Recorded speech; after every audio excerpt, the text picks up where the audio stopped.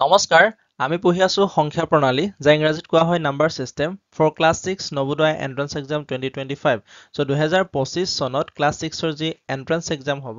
তোমালোকে নিশ্চয় জানা মেথছৰ পৰা মানে গণিতৰ পৰা 20টা কুৱেশ্যন আহিব আৰু 20টা কুৱেশ্যনৰ বিপৰীতে কিমান নম্বৰ থাকিব 25 নম্বৰ থাকিব সো আমাৰ টাৰ্গেট এইটোৱে যে যাতে তোমালোকক 25ৰ ভিতৰত 25 নম্বৰ আমি পোৱাব পাৰো সো সিলেবাসৰ ওপৰত ভিডিও বনাই থোৱা আছে সিলেবাসটো তোমালোকে সিলেবাসৰ ভিডিওটো চাই ল'ব পাৰিবা তাত সম্পূৰ্ণ ধুনীয়াকৈ বুজাই থোৱা আছে কেনেকৈ আগবাঢ়িব লাগিব কেনেকৈ পঢ়িব লাগিব কি কিতাপ পঢ়িব লাগিব সো এইখিনি তাত ডিসকাস কৰিছো তাত তালৈ গৈ তোমালোকে একবাৰ পাৰিলে চাই ল'বা সো এই ভিডিওটো পাৰ্ট 2 হ'ব পাৰ্ট 1 টো ইতিমধ্যে আমি আপলোড কৰি দিলো সো তাৰ পৰা তাত আমি ডিসকাস কৰিছিলো অংক আৰু সংখ্যাৰ ওপৰত যিমানখিনি কুৱেশ্যন আহিব পাৰে আৰু যিমানখিনি ইম্পৰ্টেণ্ট কথা আছিলে সেইখিনি তাত আমি আপলোড কৰিছো তালৈ গৈ তোমালোকে চাই ল'ব পাৰিবা সো আজিৰ এই ভিডিওটোত বিশেষকৈ আমি বিভাজ্যতাৰ সূত্ৰৰ পৰা কুৱেশ্যন আহে তাৰ পৰা আমাৰ যি সংখ্যাৰ স্থানীয় মান আছে স্থানীয় মানৰ পৰা যেনে ধৰণৰ কুৱেশ্যন আহিব পাৰে সেই গোটেইখিনি ইয়াত আমি ডিসকাস কৰিম গতিকে ভিডিওটো শেষলৈকে চাবা আৰু যদি চেনেলটোলৈ তুমি নতুনকৈ আহিছা চেনেলটো সাবস্ক্ৰাইব কৰি বেল আইকনটো প্ৰেছ কৰি থবা আমি প্ৰশ্নৰ পৰা আৰম্ভ কৰি দিছো এক নম্বৰ প্ৰশ্নত আছে তলৰ কোনটো সংখ্যাক 4ৰে বিভাজ্য তলৰ কোনটো সংখ্যা 4ৰে বিভাজ্য এইটো হৈছে সুধিছে সো বিভাজ্যতাৰ সূত্ৰটো তোমালোকক মই আগতীয়াকৈ কৈ ল'ব বিচাৰিম ইয়াত কি হয় যিকোনো এটা সংখ্যা ধৰা তোমাক দিয়া থাকিব আৰু তোমাক সুধিব যে এই সংখ্যাটো 2ৰে হৰণ যাবনে 3ৰে হৰণ যাবনে 4ৰে হৰণ যাবনে তেতিয়া আমি কি কৰো সংখ্যাটো প্ৰথমতে আমি হৰণ কৰি চাওঁ হৰণ কৰাৰ পিছত ভাগশেষ যদি শূন্য পাওঁ তেতিয়া আমি হৰণ যায় বুলি আমি ক'ব পাৰো কিন্তু যেতিয়া ডাঙৰ সংখ্যা এটা দি দিয়া হয় উদাহৰণ স্বৰূপে 9278468 এই সংখ্যাটো 2ৰে হৰণ যায়নে বুলি ক'লে আমি যদি এইটো হৰণ কৰিবলৈ লাগি যাওঁ তেতিয়া বহুতখিনি সময় ইয়াতে খৰচ হৈ যাব আৰু আমাক ইমানখিনি সময় নাথাকে আমাৰ পৰীক্ষাত সো কি কৰা হয় আমাৰ এই বিভাজ্যতাৰ সূত্ৰ যদি জানি থোৱা হয় জনা হয় তেতিয়া আমি যিকোনো সংখ্যাক নিমিষতে 1 ছেকেণ্ডৰ ভিতৰতে 2ৰে হৰণ যাব নে 3ৰে হৰণ যাব নে 4ৰে হৰণ যাব 5ৰে হৰণ যাব এইখিনি আমি জানিব পাৰো সো প্ৰথমতে 2ৰে বিভাজ্য হোৱা সংখ্যাবোৰ আমি কেনেকৈ চিনি পাম চাই লোৱা যিকোনো সংখ্যাৰ এককৰ স্থানত মানে একেবাৰে শেষৰ ফালে সাপোজ 2 4 6 8 একেবাৰে শেষত কি আছে ইয়াত 8 আছে শেষৰ ফালে যদি 2 থাকে নহলে 4 থাকে 6 থাকে 8 থাকে বা 0 থাকে এইবোৰ অংক যদি শেষৰ ফালে থাকে তেতিয়া 2ৰে হৰণ যাব 3ৰে হৰণ যোৱাটো কেনেকৈ চাম ধৰা 2 4 6 ইয়াকে লৈ লৈছো আৰু এফালে 1 আছে তেতিয়া 3ৰে হৰণ যায় নে নাযায় চাবলৈ হলে এই দুটা যোগ কৰিবা মানে গোটেই অংককেইটা যোগ কৰি দিবা যোগ কৰিলে কিমান পাওঁ চোৱা 2 4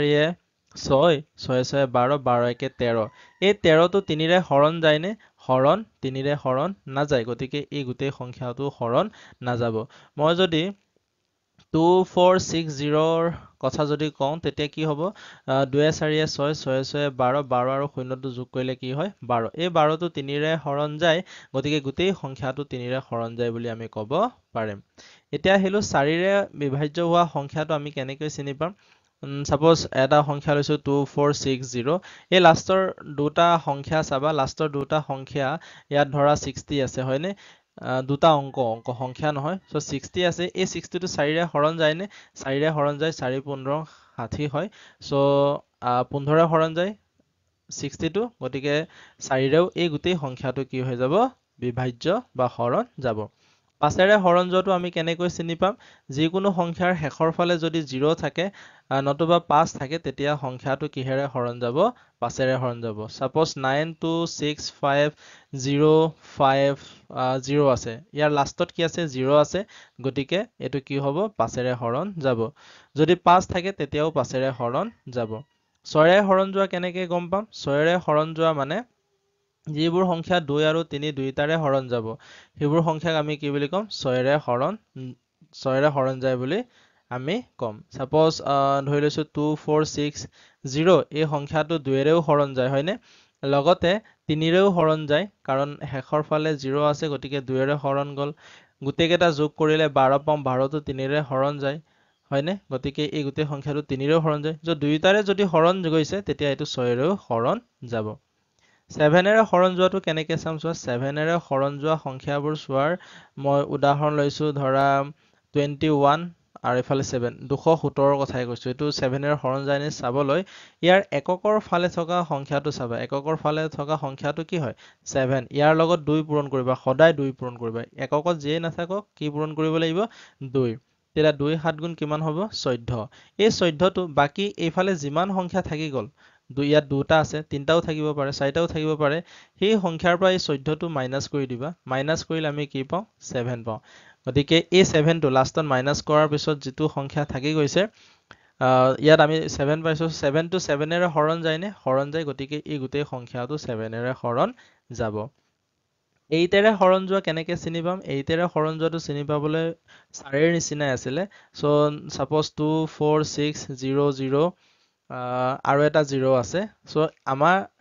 এই লাষ্টৰ তিনিটা চাব লাগে লাষ্টৰ তিনিটা ইয়াত তিনিটা শূন্য আছে সো এইটো 8ৰে হৰণ যায় নেকি চাব লাগে শূন্য কেইটাটো 8ৰে হৰণ যাব গতিকে এই গোটেই সংখ্যাটো কি হ'ব 8ৰে হৰণ যাব সাপোজ এনেকৈ আছে 2 4 6 আছে তাৰ পৰা এফালে 1 6 আৰু এফালে 8 আছে সো লাষ্টৰ এই তিনিটা চোৱা লাষ্টৰ তিনিটা 8ৰে হৰণ যায় নে 8 2 গুণ 16 8 1 গুণ 8 হৰণ গৈছে গতিকে 2 4 6 1 6 8 এই গোটেই সংখ্যাটো 8ৰে হৰণ যাব 9ৰে হৰণ যোৱা কেনেকৈ চাম 9ৰে হৰণ যোৱাটো একেবাৰে 3ৰ লগত মিলি যায় সো 3ত কি কৰিছিলো আমি গোটেই অংককেইটা যোগ কৰিছিলো ইয়াতো আমি সাপোজ এটা সংখ্যা লৈছো 1 4 4 5 লৈছো ওকে আৰু 3 লৈছো সো গোটেই কেইটা যোগ কৰি চোৱা 5 5 4 9 9 5 14 14 3 কি হয় 17 সো 17 টো 9ৰে হৰণ যায় নে 9ৰে হৰণ নাযায় গতিকে এই সংখ্যাটো 9ৰে হৰণ নাযাব মই যদি ইয়াত লগাই দিওঁ 2 তেতিয়া কি হৈ যাব আচ্ছা 2 নহয় 1 লগাই দিওঁ তেতিয়া কি হৈ যাব টোটেল 18 হৈ যাব সো 18 টো কিহেৰে হৰণ যায় 9ৰে হৰণ যায় গতিকে 144531 এই গোটেই সংখ্যাটো 9ৰে হৰণ যাব 10ৰে হৰণ যোৱা কেনেকৈ গম পাম 10ৰে হৰণ যোৱাটো শেষত যদি 0 থাকে শেষৰ ফালে যদি 0 থাকে তেতিয়া কি হ'ব 10ৰে হৰণ যাব লগতে এনেকৈ ক'ব পাৰো 2ৰে হৰণ যোৱা সংখ্যাবোৰ 2 আৰু 5ৰে দুইটাৰে হৰণ যোৱা সংখ্যাবোৰ 10ৰে হৰণ যাব এইখিনি কথা মনত ৰাখিবা লাষ্ট এটা কথা তোমালোকে মনত ৰাখিব লাগিব 11ৰে হৰণ যোৱাটো তেতিয়া আমি প্ৰশ্নৰ চাব পাৰিম আৰু ন সলভ কৰিব পাৰিম আৰু সো 11ৰে চাবলৈ হলে সাপোজ এটা সংখ্যা লৈ লৈছো 4 6 9 7 8 সো ইয়াত এইটো 1 নম্বৰ স্থানত আছে কোন কেই নম্বৰ স্থানত আছে 1 নম্বৰ এইটো সেকেন্ডত আছে 2 নম্বৰ এইটো 3 নম্বৰত আছে এইটো 4 নম্বৰ স্থানত আছে আৰু এইটো 5 নম্বৰ স্থান সো 1 3 আৰু 5 এই স্থান কেইটা কি হয় অযুগ্ম সংখ্যা হৈছে সো ইয়াক কম অযুগ্ম স্থান কি বুলি কম অযুগ্ম স্থান তাৰপৰা ইফালে 2 আৰু 4 6 2 4 6 হয়নে 2 4 আছে সো 2 আৰু 4 আছে এই দুটা অযুগ্ম হয় গতিকে যুগ্ম স্থান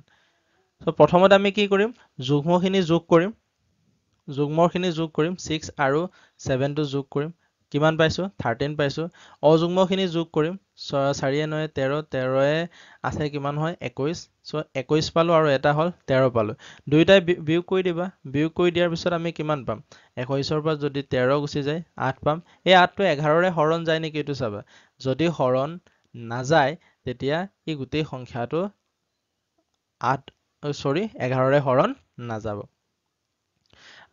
11ৰে হৰণ যায় বুলি কেনেকৈ গম পাম যদি 11 ওলাই বা 0 ওলালে এনেকৈ বিয়োগ কৰাৰ পিছত যদি 11 ওলাই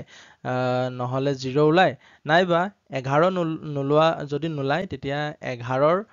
গুণিতকবোৰ ওলাব লাগিব যেনে 22 ওলাব লাগিব 33 ওলাব লাগিব 44 ওলাব লাগিব তেতিয়া গোটেই সংখ্যাটো 11ৰে হৰণ যায় বুলি কম এতিয়া ইয়াত আমাৰ প্ৰশ্নত আছিলে যে তলৰ কোনটো সংখ্যা 4ৰে বিভাজ্য 4ৰে বিভাজ্যটো চাবলৈ হলে লাষ্টৰ দুটা চাব লাগে লাষ্টৰ দুটা ইয়াত আছে চোৱা সো আমি যদি চাওঁ প্ৰথমটো 36 টো 4ৰে হৰণ যায় নে 9 4 গুণ 36 পাম গতিকে অপচন এ টো শুদ্ধ হ'ব কাৰণ 36 টো 4ৰে হৰণ যায় গতিকে 736 টো 4ৰে হৰণ যাব 23 টো 4ৰে হৰণ নাযায় 56 টো 56 টো কিন্তু 4ৰে হৰণ যায় 4 4 গুণ 4 গুণ 4 4 4 গুণ 16 আৰু ইফালে 4 2 গুণ 8 নাযায় ইয়াত এটা মিষ্টেক হৈ গ'ল আমাৰ এই চি নম্বৰটো 57 দিব লাগিছিলে সো চি নম্বৰটো 57 কৰি ল'বা তেতিয়া এ নম্বৰটো শুদ্ধ হ'ব 2 নম্বৰ প্ৰশ্নটো আছে এটা সংখ্যা 6 ৰে বিভাজ্য যদি a number is divisible by 6 if option দিছে সো অপশন এত আছে ই যুগ্ম আৰু 3 ৰে বিভাজ্য অপশন বি আছে ই অযুগ্ম আৰু 2 ৰে বিভাজ্য এটোটো নহয় কাৰণ অযুগ্ম সংখ্যাটো 2 ৰেটো বিভাজ্য নহয় গতিকে বি অপশনটো শুদ্ধ নহব ইয়াৰ অন্ত 5 ৰে হয় আৰু 2 ৰে বিভাজ্য হয় যিকোনো সংখ্যাৰ শেষত যদি 5 থাকে এটো 2 ৰে হৰণ নাযায় গতিকে অপশন সি টো নিজে অশুদ্ধ হৈ আছে অপশন ডি টো কি আছে ইয়াৰ অন্ত 0 ৰে হয় আৰু 5 ৰে হৰণ যায় এটো হ'ব পাৰে কাৰণ 0 ৰে শেষ হোৱা সংখ্যাবোৰ 5 ৰে হৰণ যায় কিন্তু 5 ৰে হৰণ গল বুলি 6 ৰে হৰণ নাযায় হয়নে যেনে 50 টো 5 ৰে হৰণ যায় কিন্তু 6 ৰে হৰণ নাযায় গতিকে অপশন ডি টো নহয় অপশন এ টো শুদ্ধ হ'ব ই যুগ্ম আৰু 3 ৰে বিভাজ্য ইয়াত কনসেপ্টটো কেনেকুৱা হয় 6 ৰে বিভাজ্য হ'বলৈ হলে সংখ্যাটো 2 আৰু 3 দুইটাৰে হৰণ যাব লাগিব ঠিক আছে যদি 2 আৰু 3টা বুলি ইয়াত দিয়া হলে 2 আৰু 3 ৰে হৰণ যায় বুলি কোৱা হলে অপশন আমাৰ এই যেটো অপশনত এইটো থাকে এটো আমি লিখিলো হয় কিন্তু ইয়াত অলপ বেলেগ কৈ দিছে সো 6 ৰে হৰণ যোৱা সংখ্যাবোৰ কি আছিল 6 গুণ 6 6 2 গুণ 12 6 3 গুণ 18 6 4 গুণ 24 6 5 গুণ 30 এনেকৈ গৈ থাকিব আৰু তুমি ইয়াত সদায় দেখিবা ইয়াত অকল যুগ্ম সংখ্যাই পাবা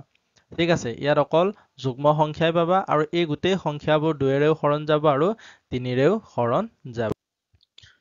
নাম্বাৰ 3 আছে তলৰ কোনটো সংখ্যা 11 ৰে বিভাজ্য হয় 11 ৰে বিভাজ্য হ'বলৈ হলে আমাৰ যি অযুগ্ম স্থানৰ সংখ্যা আছে অযুগ্ম স্থানৰ অংক আৰু যুগ্ম স্থানৰ অংকবোৰ যোগ কৰাৰ পিছত বিয়োগ কৰি দিলে কি ওলাব লাগিব 0 ওলাব লাগিব নহলে 11 ওলাব লাগিব নহলে 11 ৰে হৰণ যোৱা সংখ্যা ওলাব লাগিব অপশন এ টো যদি চাও এতিয়া ইয়াত 1 নম্বৰ স্থানত আছে এয়া 2 নম্বৰ স্থানত আছে আৰু সৰি এটো 2 নহয় এটো 3 নম্বৰ স্থান মানে অযুগ্ম স্থানত আছে সো অযুগ্ম স্থানত 1 আৰু 1 আছে 2 হ'ব দুইটা যোগ কৰিলে তাৰপিছত যুগ্ম স্থানত 2 আছে সো দুইটা বিয়োগ কৰিলে 0 পাই গলো সো 0 ওলালে 11 ৰে হৰণ যাব সো অপশন এ টো আমাৰ শুদ্ধ হ'ব বাকিখিনি চেক কৰোচোন 1 আৰু 4 1 আৰু 4 অযুগ্ম স্থানত আছে 5 হ'ব 4 আৰু 3 অযুগ্ম স্থানত আছে দুইটা যোগ কৰিলে 7 হ'ব আৰু মাইনাস কৰিলে ইয়া কি হৈ যাব -2 বা 7 ৰ পৰা মই যদি 5 মাইনাস কৰো তেতিয়া কি হ'ব 2 হ'ব সো ইয়াত মাইনাস থাকিলেও অকল 2 বুলি ধৰি লবা সো 2 টো 11 ৰে হৰণ নাযায় অপশন বি টো নহয় ইয়াৰ ক্ষেত্ৰত এফালে 5 হ'ব আৰু এফালে কি হ'ব 13 13 ৰ পৰা 5 গলে 8 8 টো 11 ৰে হৰণ নাযায় এই ক্ষেত্ৰত 7 হ'ব আৰু এফালে 3 হ'ব 7 ৰ পৰা 3 গলে 4 থাকে সো 4 টো 11 ৰে হৰণ নাযায় option A will be correct answer so যিমান ডাঙৰ সংখ্যাই নহওক এই একে নিয়মে মানি চলিব নাম্বাৰ 4 আছে 3 5 আৰু এফালে ষ্টাৰ চিন এটা আছে এই চিনটোত কি অংক বহিব যাতে 3 ৰে হৰণ যায় সো 3 ৰে হৰণ যাবলৈ হলে এই গোটেই কেইটা কি হ'ব লাগিব গোটেই কেইটা যোগ কৰিলে এই যোগফলটো 3 ৰে হৰণ যাব লাগিব সো ইয়াত মই যদি অপশনৰ পৰাই যদি ইয়াত বহুৱাই দিওঁ 1 2 তেতিয়া গোটেই কেইটা যোগ কৰা 5 3 8 8 1 9 9 2 11 11 টো 3 ৰে হৰণ নাযায় গতিকে অপশন এ টো শুদ্ধ নহয় 2 যদি বহুৱাই দিওঁ তেতিয়া কি হৈ যাব 3 5 8 8 2 10 10 2 12 আৰু 12 টো 3 ৰে হৰণ যায় সো অপশন বি টো শুদ্ধ হ'ব বাকি কেইটাও চেক কৰোচোন সো 3 5 8 8 2 10 10 আৰু 3 টো যোগ কৰিলে 13 হ'ব নাযায় সো 10 আৰু 0 যোগ কৰিলে 10 পাম 10 টো 3 ৰে হৰণ নাযায় গতিকে অপশন ডি আৰু অপশন সি টো শুদ্ধ নহয় অপশন বি টো শুদ্ধ হ'ব নাম্বাৰ 5 টো আছে সংখ্যা এটাৰ অংকৰ যোগফল 27 এই সংখ্যাটোক 9 ৰে ভাগ কৰিলে ভাগশেষ কিমান হ'ব মানে এটা সংখ্যা আছে এই সংখ্যাৰ অংকবোৰ যোগ কৰিলে আমি কিমান পাওঁ 27 এই সংখ্যাটো 9 ৰে ভাগ কৰিলে ভাগশেষ কিমান হ'ব আমি 9 ৰ বিভাজ্যতাৰ যেটো সূত্ৰ আছিল তেতিয়া আমি কি কৰিছিলো অংক কেইটা যোগ কৰিছিলো যোগ কৰিলে যোগফলটো কিহেৰে হৰণ যাব লাগিব 9 ৰে হৰণ যাব লাগিব সো ইয়াত 27 পাইছো সো 27 টো 9 ৰে হৰণ যায় নে হৰণ যায় তিনিবাৰ হৰণ যায় গতিকে যি সংখ্যাই নহওক এই সংখ্যাটো কিহেৰে হৰণ যাব 9 ৰে হৰণ যাব আৰু যদি সংখ্যাটো 9 ৰে হৰণ যায় ইয়াৰ ভাগশেষটো কি হ'ব সদায় 0 হ'ব 6 নম্বৰ প্ৰশ্নত আছে এইটো ভেৰি ইম্পৰ্টেণ্ট হয় এনে ধৰণৰ প্ৰশ্ন 2024 চনতো আহিছিলে 2024 চনত কেনেকৈ আহিছিলে যে কোনো এটা সংখ্যা ধৰা সংখ্যাটো মই লৈছো 63 ইয়াৰ অংকবোৰৰ যোগফল কিমান হ'ব 9 এই 9 টো মই যদি 69 ৰ পৰা 63 ৰ পৰা মাইনাছ কৰি দিওঁ তেতিয়া কিমান পাওঁ 13 ৰ পৰা 9 গলে 4 এফালে 54 এই সংখ্যাটো সদায় কিহেৰে হৰণ যায় এইটো আহিছিলে এই সংখ্যাটো কিহেৰে সদায় হৰণ যাব 9 ৰে হৰণ যাব ইয়াৰ ক্ষেত্ৰত চোৱা এটা সংখ্যা আৰু ইয়াৰ ওলোটা সংখ্যাৰ মাজৰ পাৰ্থক্য সদায় কিহেৰে বিভাজ্য হয় বুলি ক'লে মনত ৰাখিবা 9 বা 11 ৰে বিভাজ্য হ'ব সদায় 9 ৰে বিভাজ্য হ'ব নহলে 11 ৰে বিভাজ্য হ'ব উদাহৰণস্বৰূপে মই 63 কে লৈ লৈছো ইয়াক ৰিভাৰ্স কৰিলে 3 টো আগত 6 টো পিছত লিখিলে বিয়োগ কৰা 13 ৰ 6 গল থাকিল 7 ইফালে 27 টো কিহেৰে হৰণ গৈছে 9 ৰে হৰণ গৈছে সো তাৰ পৰা যদি লোৱা হয় 421 ৰ ক্ষেত্ৰত ইয়াক উল্টাই দিলে 124 হ'ব মাইনাস কৰি দিয়া এফালে 7 থাকিব এফালে 9 থাকিব আৰু এফালে 2 থাকিব সো এ 279 হ'ব 9 minus 9 0 সো এই সংখ্যাটো 11 ৰে হৰণ যায় 11 ৰে হৰণ যায় গতিকে আমি কি পালো যে এই সংখ্যাটো 11 ৰে হৰণ গল এই সংখ্যাটো আকৌ কিহেৰে হৰণ গল 9 ৰে হৰণ গল সো আমি ক'ব পাৰো 9 বা 11 ৰে হৰণ যায় তেতিয়া ইয়াত অপশনটো আমাৰ ভুল হৈ গল অপশনটো দিব লাগিছিলে 11 বা 9 so option C will be correct answer ইয়াৰ পিছত আহিলো সংখ্যা লিখাৰ পদ্ধতি সো সংখ্যা লিখাৰ পদ্ধতিৰ পৰা বিশেষ একো টানকৈ কোৱেশ্চন নাহে যিকোনো এটা সংখ্যা দিয়া থাকিব ধৰা 24246 এই সংখ্যাটোৰ নামটো সুধিব ঠিক আছে সো ইয়াত কনসেপ্টটো কি বুজিব লাগিব চাই লোৱা আমি যে সংখ্যাবোৰ লিখো সো সংখ্যাবোৰ লিখোতে আমি সংখ্যাৰ স্থানীয় মান অনুসৰি লিখি যাওঁ যেনে দুটা পদ্ধতি আছে আমাৰ এটা হল ভাৰতীয় পদ্ধতি আৰু এটা হল আন্তৰ্জাতিক পদ্ধতি সো ভাৰতীয় পদ্ধতিত আমি স্থানীয় মানবোৰ কি ব্যৱহাৰ কৰো একক দশক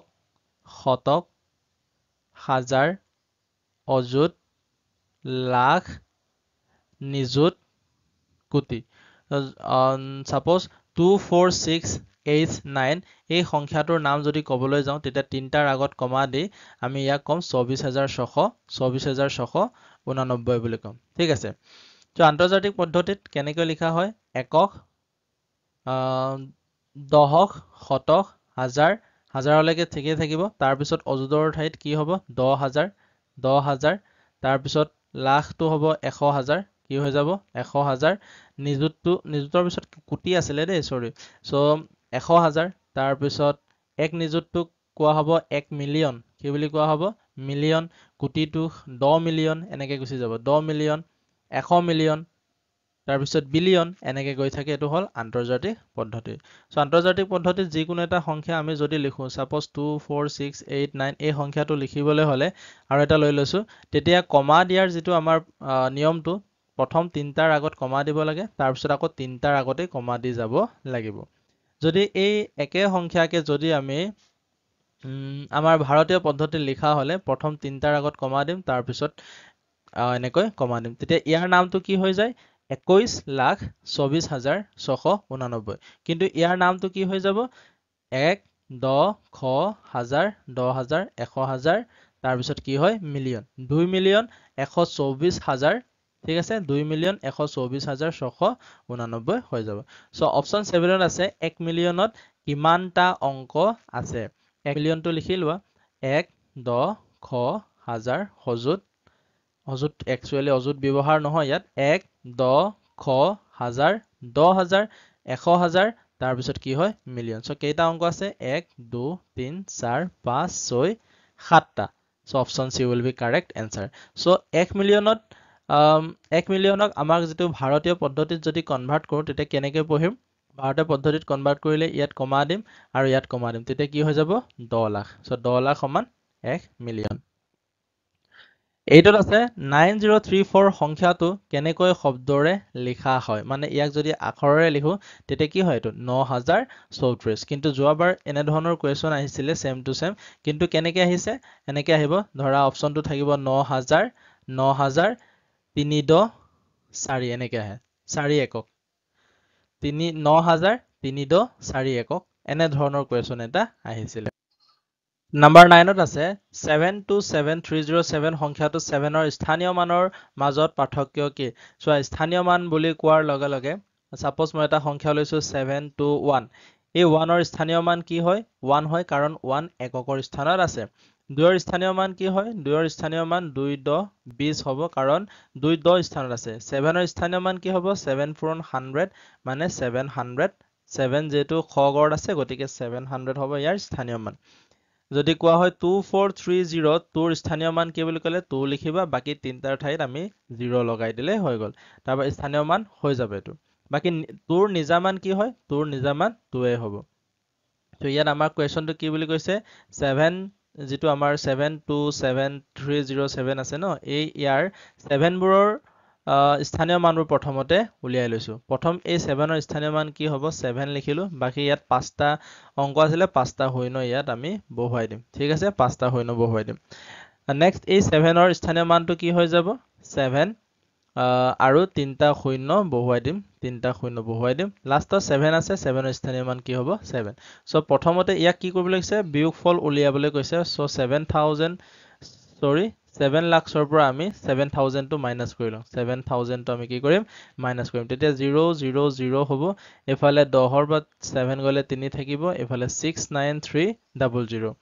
ইয়াৰ পৰা যদি মই 7 মাইনাস কৰো তেতিয়া কি হ'ব 10ৰ পৰা 7 গলে 3 থাকিব এফালে 9 থাকিব 9 থাকিব এফালে 2 থাকিব 6929993 6929993 ইয়াত আমাৰ গণ্ডগোল হৈ গল সো এই অপচনটোত 2 দিব লাগিছিল এই অপচনটোত কি দিব লাগিছিল 2 তেতিয়া কি হৈ যাব 6929993 নাম্বাৰ 10 এই সংখ্যাত তিনি স্থানীয় মানৰ যোগফল কিমান হ'ব এটো হোমৱৰ্ক কোৱেশ্চন তোমালোকক দি দিছো কমেন্ট বক্সত জনাবা কি হ'ব 11 ইয়াৰ নিচিনা এটা কোৱেশ্চন অলৰেডি আমি ডিসকাস কৰিছিলো সো ইয়াকো মই হোমৱৰ্ক হিচাপে দিলো সো নেক্সট ভিডিঅত ইয়াৰ এনসাৰবোৰ কৈ দিম তেতিয়ালৈকে তোমালোকে কমেন্টত ইয়াৰ এনসাৰ দিবা থ্যাংক ইউ আজিলৈ ইমানেই